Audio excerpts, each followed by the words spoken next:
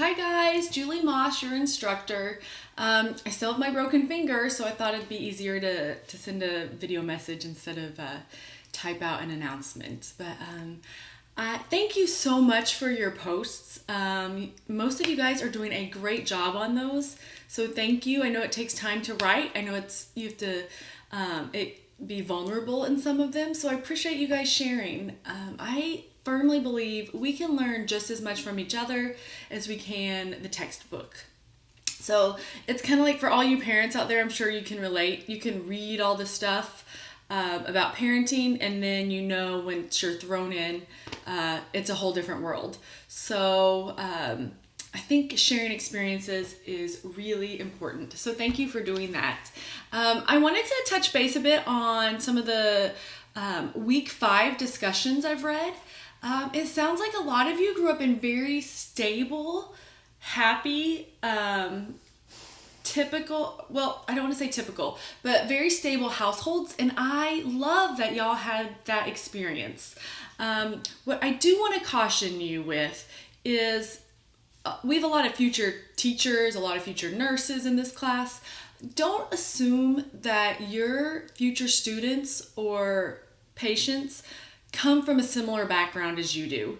A lot of times we only know what we experience. So if you've experienced a cohesive, safe, stable home environment, we tend to think that's what most people experience. And that's not true.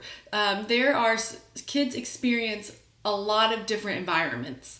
So I just want to caution you to take some time and get to know your future students, your patients, and really listen to what they're saying, and just give everyone a little bit of grace. That is my main takeaway from this course that's not academic, is that we don't know what other people's story is. Everyone has a story. So I love that everyone grew up in really stable households, but I don't want you to get the idea that that is typical for everyone.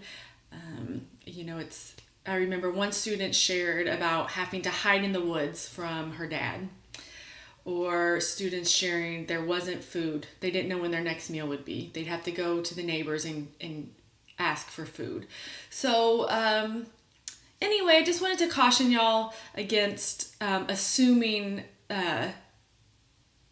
that what you experience is what other people experience. Let's see here. About week 6 discussion, y'all are doing great about the participation trophies. That's a tough decision, tough side to take. It's important for kids to feel valued, and it's important to acknowledge their efforts, because we don't always win, right? So, but we always want them to try. So my kid is playing all-star baseball right now. Confession, I'm so ready for it to be over. But, when he doesn't play well, it's okay. We ask him, how did you try? And if he says, I tried my best, then we're like, that's what we care about.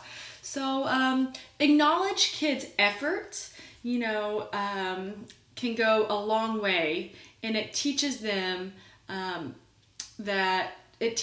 take risks and try new things. A lot of times if we just acknowledge their success, then they're less apt to take risks. And risks are, it's important to take risks in life. Ask the person out. Go for the job that you think you might not get, but it could be your dream job. Apply to the college of your dreams. Whatever it is, it's important to take risks. So we want to encourage kids to do that. Again, just focus on effort is what I would say, like especially in your classrooms. You're going to have kids who maybe struggle with reading.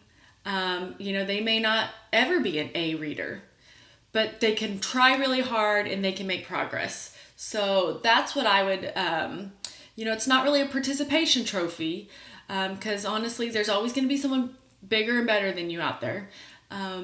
But we can always do our best. So just a few thoughts on that stuff. Y'all keep up the great work. We're halfway through the semester. Hang in there.